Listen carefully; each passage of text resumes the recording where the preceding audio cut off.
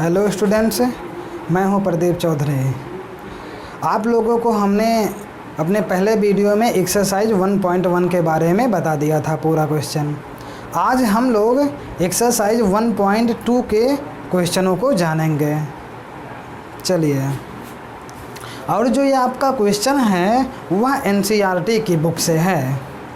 तो इसमें पहला क्वेश्चन दिया गया है कि नीचे दिए गए कथन सत्य हैं या असत्य हैं, कारण के साथ अपने उत्तर दीजिए।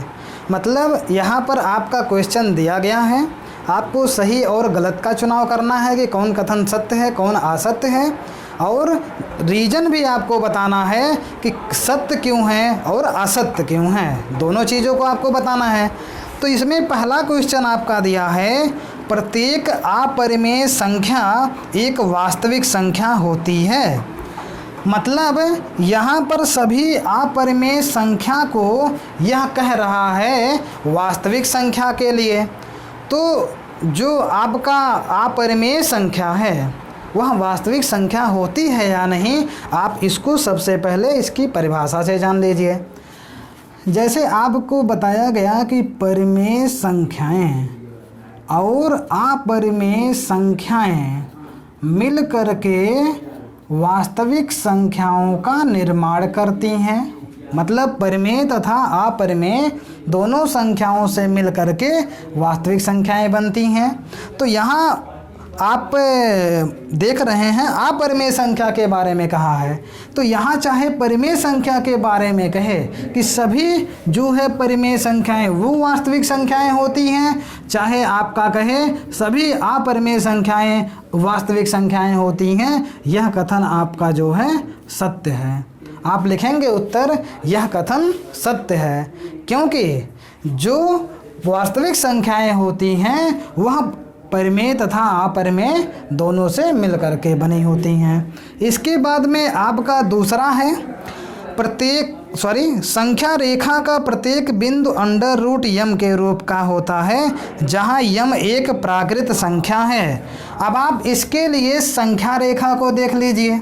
संख्या रेखा में सबसे बीच में आता है 0, यहाँ आता है 1 2 3 4, इधर आता है -1 -2 -3 एक्सेट्रा, बहुत सारी संख्याएं इसमें आ जाती हैं। तो मान लीजिए इधर कुछ संख्याएं ऐसी आएंगी जिनका हम जैसे अंडर रूट यम के रूप में कहा है कि अंडर रूट यम का प्रत्येक बिंदु होगा, तो प्रत्येक बिंदु नहीं होगा, क्योंकि अंडर रूट यदि हम 4 को लेते हैं तब उसका मान 2 प्राप्त होता है। हमने इसका वर्गमूल निकाला तब ये हमको मिल गया। लेकिन यहाँ पर अंडर रूट जो है इस माइनस वाली संख्या का भी देखना है, तो माइनस वाली संख्याओं का अंडर रूट नहीं निकाला जा सकता है। तो यहाँ हम लिख देंगे यह कथन असत्य है, क्योंकि प्रत्येक बिंदु जो संख्या रेखा पर स्थित है वह अंडर रूट यम के रूप का नहीं होता है। इसके बाद में आपका तीसरा दिया गया है, प्रत्येक वास्तविक संख्या एक अपरिमेय संख्या होती है। वास्तविक संख्या की बात फिर कर रहा है ये। तीसरे में, वास्तविक संख्या को आप जानते हैं बनाने के लिए परिमेय तथा अपरिमेय दोनों की आवश्यकता होती है। अर्थात आप वास्तविक संख्याएं परिमेय और अपरिमेय दोनों से मिलकर के बनी होती हैं। अब यदि कहा जाए कि जितनी भी वास्तविक संख्याएं हैं ये सब आपकी अपरिमेय संख्याएं हैं, ये कथन असत्य होगा, क्योंकि जो वास्तविक संख्याएं हैं इसमें आपका परिमेय संख्याएं भी आती हैं। तो यहाँ हम लिख देंगे कि यह कथन असत्य है, क्योंकि जो वास्तविक संख्याएं हैं परिमेय और अपरिमेय दोनों से मिल करके बनी होती हैं। पहला क्वेश्चन हो गया आपका।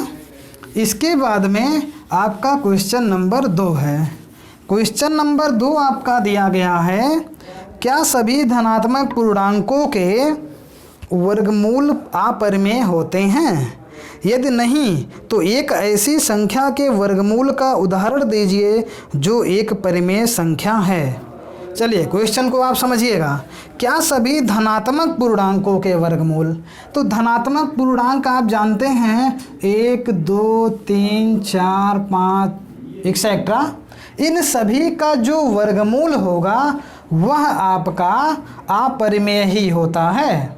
ये कथन आपका गलत है, मतलब लिखेंगे उत्तर नहीं, सभी धनात्मक पूर्णांकों के वर्गमूल अपरिमेय नहीं होते हैं। अब यहाँ कारण क्या है उसको आप जानिए। यहाँ पर ये पूर्णांक हमने लिख दिया धनात्मक का, 1 का यदि हम वर्गमूल लेंगे तो 1 आ जाएगा, अंडर रूट 2 का निकालेंगे 1.414 आ जाएगा, अंडर रूट 3 का निकालेंगे 1.732, अंडर रूट 4 का हम निकालेंगे 2 आ जाएगा। तो यहाँ पे आप देख रहे हैं कि जो ये 1 है इसका हमने जब वर्गमूल निकाला तो ये आपका परिमेय के रूप में बन गया। ऐसे इन दोनों का निकाला तो ये समझ लीजिए आप अपरिमेय में ही है। लेकिन जब हमने अंडर रूट 4 का वर्गमूल निकाला तो हमको 2 मिला, जो कि आपका क्या है, परिमेय संख्या है। तो सभी संख्याएं जो अंडर रूट में होती हैं वह अपरिमेय नहीं होती हैं। जैसे आप यहाँ एग्जाम्पल लिख सकते हैं, अंडर रूट 4 बराबर 2, अंडर रूट 9 बराबर 3, अंडर रूट 16 बराबर 4 एक्सेट्रा, आपके बहुत सारे संख्याएं हैं। आप लोग इसको समझ गए होंगे। क्वेश्चन नंबर तीसरे में आपका दिया गया है, पहले दिखाइए कि संख्या रेखा पर अंडर रूट 5 को किस प्रकार निरूपित किया जा सकता है। अब अंडर रूट 5 को कैसे हम निरूपित करेंगे संख्या रेखा पर, इसके लिए सबसे पहले आपको ये जानना है कि जो अंडर रूट आपका 5 है, तीसरा क्वेश्चन है कि जो 5 है इसको हम लिख सकते हैं 2 का स्क्वायर प्लस 1 का स्क्वायर लिख दें, चाहे 1 ही लिख दें, तो यहाँ पर आपको मिल जाएगा। अब इसको संख्या रेखा पर निरूपित करने के लिए हम क्या करेंगे, इसमें संख्या रेखा को 1 बनाएंगे। 1 मिनट,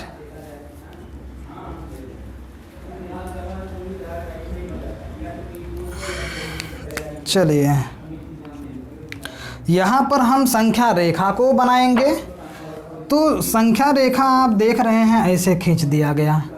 यहाँ बीच में आपका आता है संख्या 0, इधर आता है 1, इधर 2, इधर 3, मतलब धनात्मक संख्याएं, इधर -1, इधर आपका हो जाएगा -2।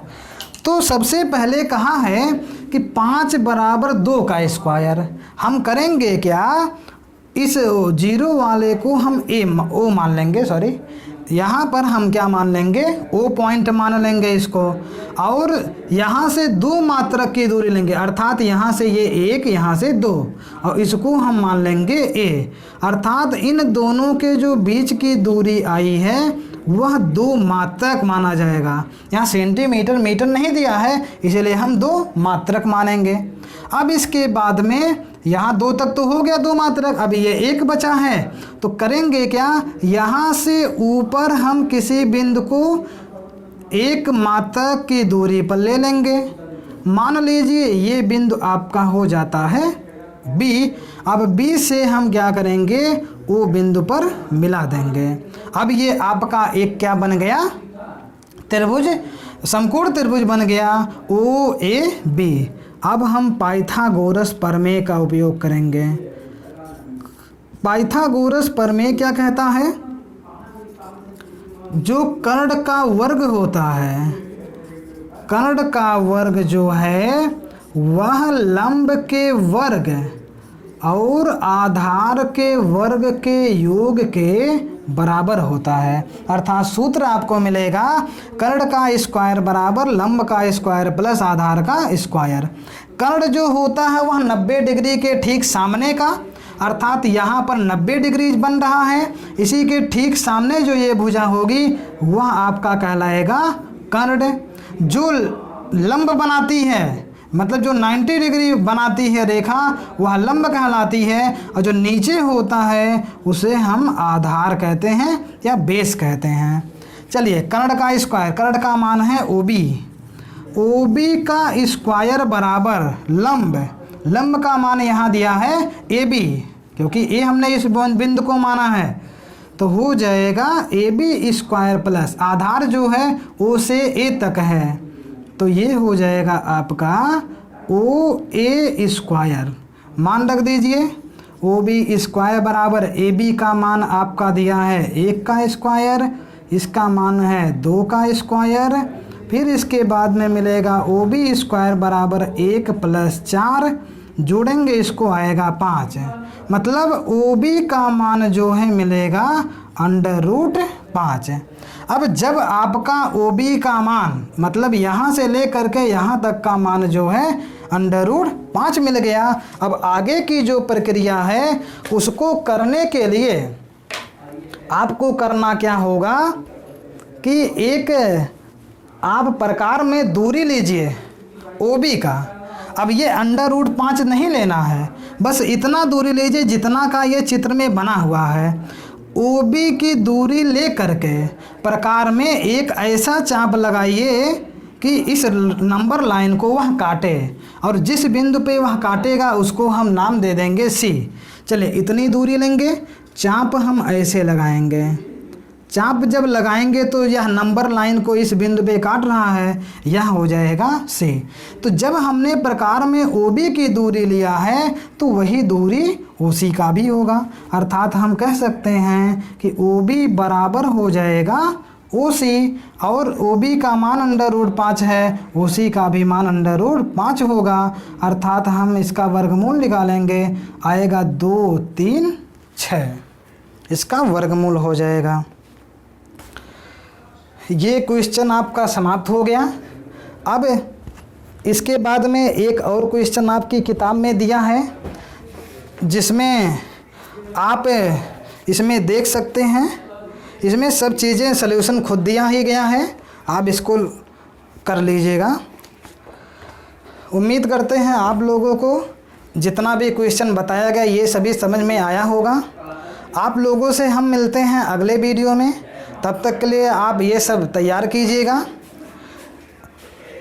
और यदि हमारा यह वीडियो आप लोगों को पसंद आया होगा तो आप लोग हमारे इस चैनल को सब्सक्राइब कीजिए, लाइक कीजिए, शेयर कीजिए और कमेंट भी कीजिए। Thank you.